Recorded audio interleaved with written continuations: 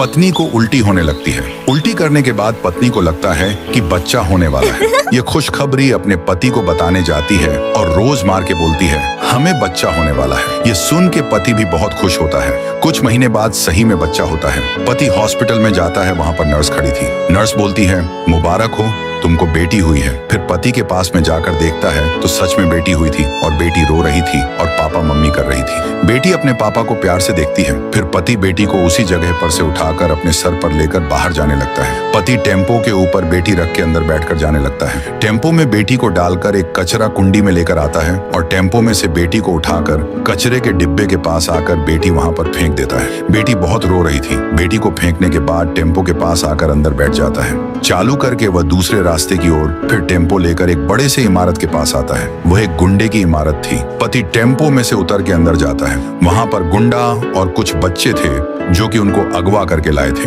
पति दोनों बच्चे को देखने के बाद उसको एक बच्चा पसंद आता है। वह बच्चा, इसके कितने रुपए? गुंडा बोलता है, 1 करोड़ रुपए।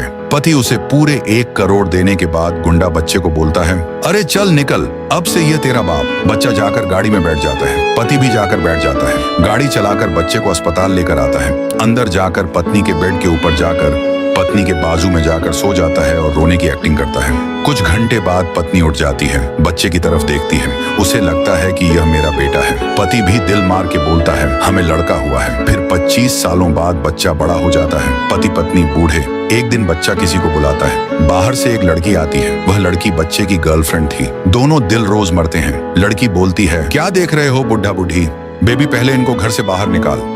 फिर दोनों आंखें उन दोनों को मार मार के उनके घर से भगा देते हैं। बूढ़े होने के कारण वे कुछ नहीं कर सकते थे। दोनों रोते हुए वहां से चले जाते हैं। फिर दोनों भूख के कारण एक होटल में आते हैं। वहां पर एक शहर की बड़ी बिजनेसमैन लड़की बैठी हुई थी। वह उन दोनों को देख रही थी। फिर दोनों होटल के मालिक के सामने जाते हैं और बोलते हैं, साहब हमें भूख लगी है, हमारे पास पैसे नहीं है, तुम हमारी कुछ मदद करो, हमें खाना दो। होटल का मालिक गुस्से से, कौन आने दिया इनको अंदर, बोलकर बाहर आता है और कहता है, तुमको पता नहीं इधर मैडम आई हुई हैं, और उनको धक्का देने लगता है। दोनों रोकर बोलते हैं, हमें खाने दो, हम होटल में बर्तन और झाड़ू मारेंगे। फिर बिजनेस में लड़की उठकर दोनों के पास जाती है और बोलती है, क्या हुआ?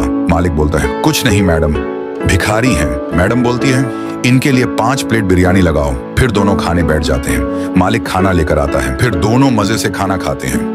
बाद में लड़की के पास आकर हाथ जोड़कर उसको धन्यवाद करते हैं। लड़की रोकर बोलती है, धन्यवाद मत कहो, मम्मी पापा मैं वही हूँ जिसे तुमने जीने नहीं दिया। बिजनेस में लड़की और कोई नहीं, वही थी जिसे 25 सालों पहले कचरे में डालकर आए थे। दोनों रो के लड़की से माफी मांगते हैं। लड़की बोलती है, कोई बात नहीं, मेरे साथ चलो मेरे बंगले पर।